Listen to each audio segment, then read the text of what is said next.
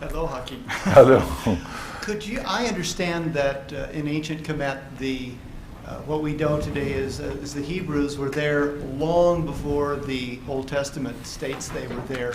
And I understand you've told me that there are words that are Hebraic only that are not Commission, that describe places and people in ancient Khemet. Could you just kind of share a couple of examples of that?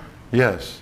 Hebrew is the name of the language of the Aten followers.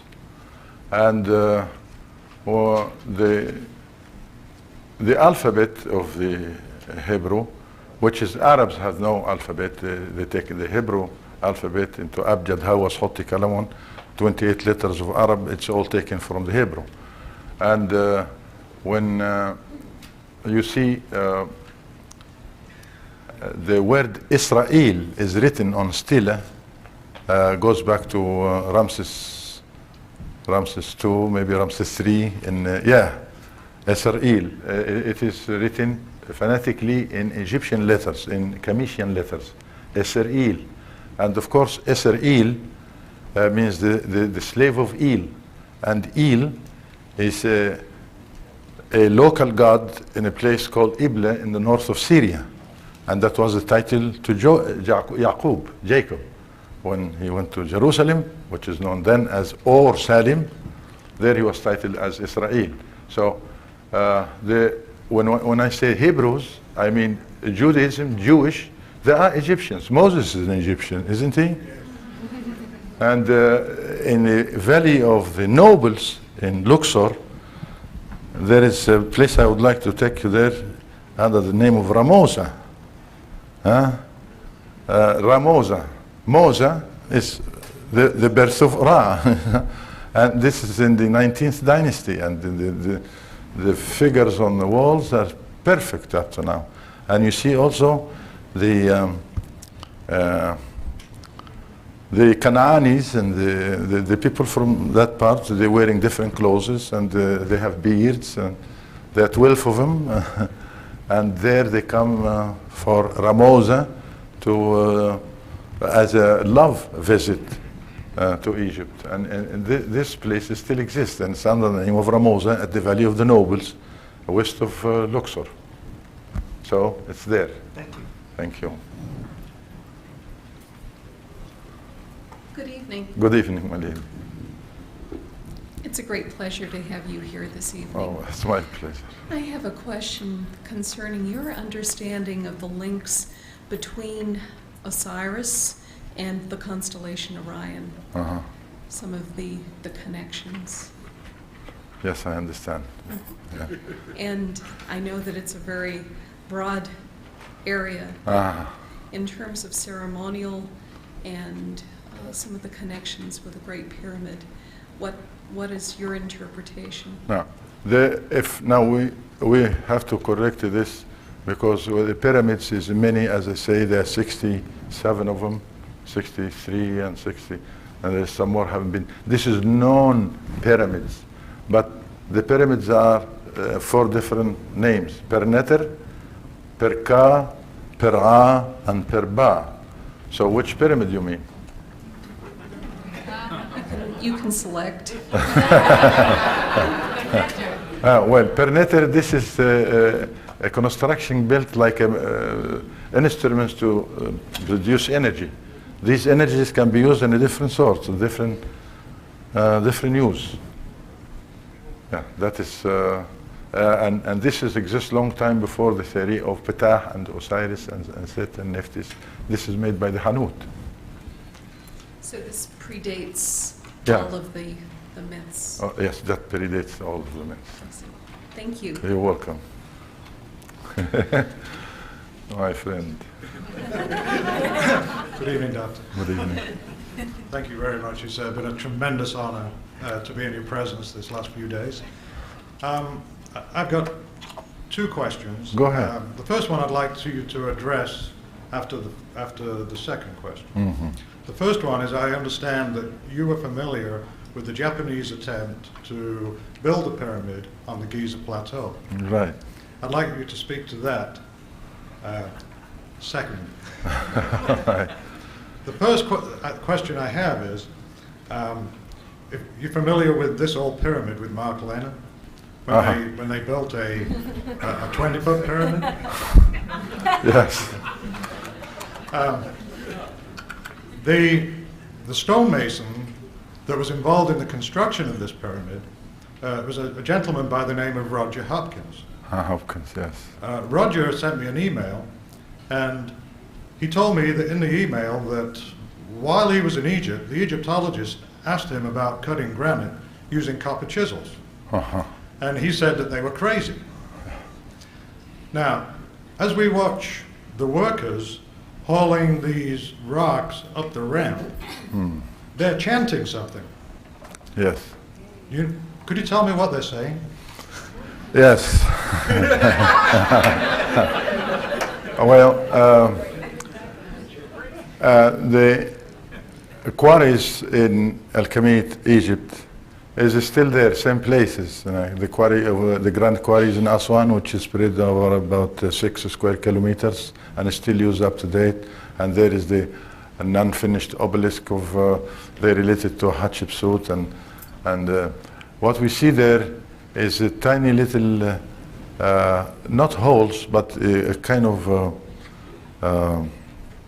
hole is something to go through, but this is a pit, I can say. A pit to drive a material in there and wait for the flood of the Nile. They must have used other energy, but they drive a piece of wood into that opener, and when the Nile flood, the water reaches that wood and the wood expand. But the trick here, who is doing these things? The qualified stone masters. They know the layers. Now, of course, Aswan is volcanic rocks, and for a stone master, he can tell the layers of rocks where he can deal with it to break into a straight line and come with the huge pieces. This is what you see in the quarries. But to go to the Japanese pyramid, it was built about 1 kilometer to west-south of my house, and they have used cranes, and they come with not real stones, but gypsum made in addition to make the stone look big. And what happened is that the one before Hawass, his name is Dr. Ahmad Gadri, he was blamed by somebody like Farouk Hosni. How can you permit these people to do this? So when they done with the picturing or taking a movie of it, they were requested to remove these blocks out of the area, and that was a big problem for them to move these blocks out of the area. And it takes about 1.5 months, 45 days to do this in a hurry. Yeah. Yeah. Thank you for coming also.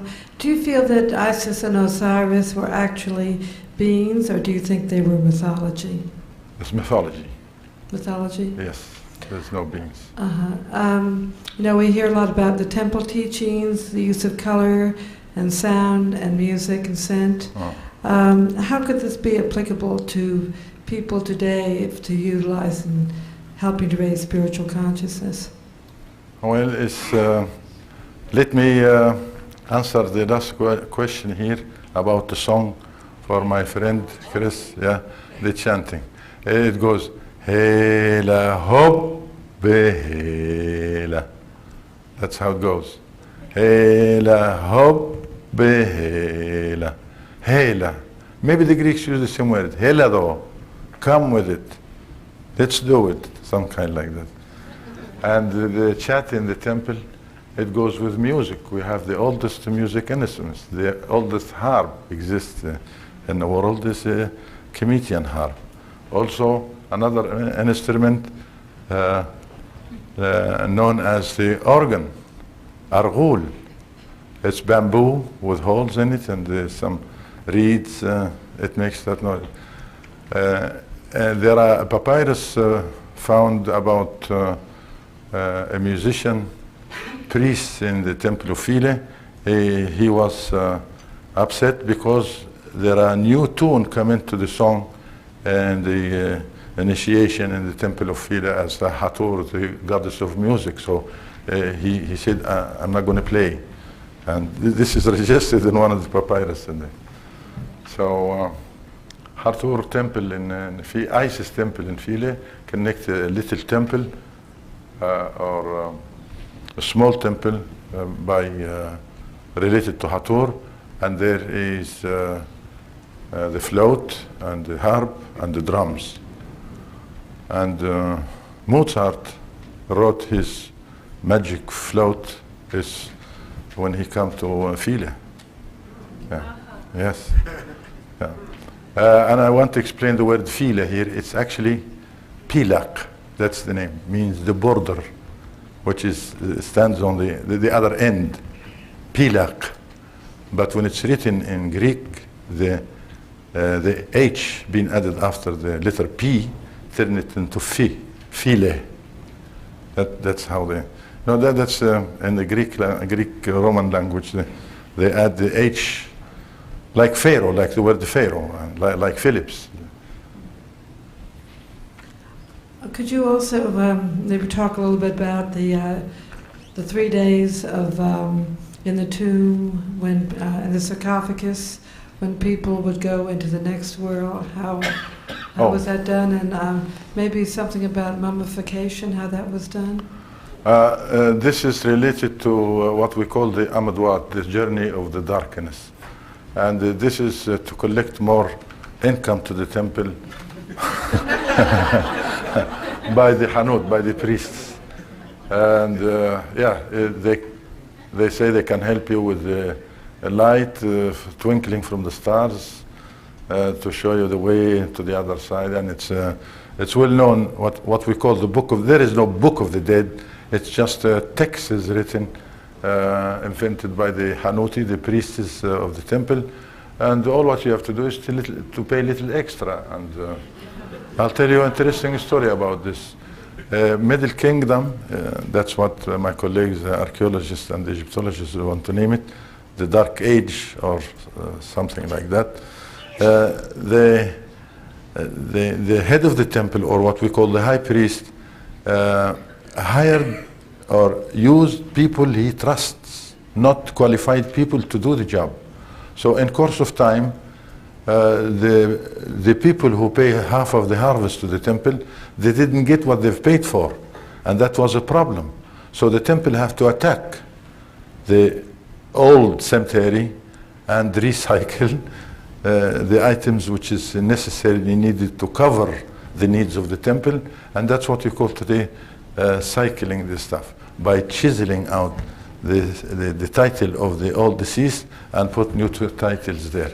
And this is where the idea of the Book of the Dead, when people complain, how this come?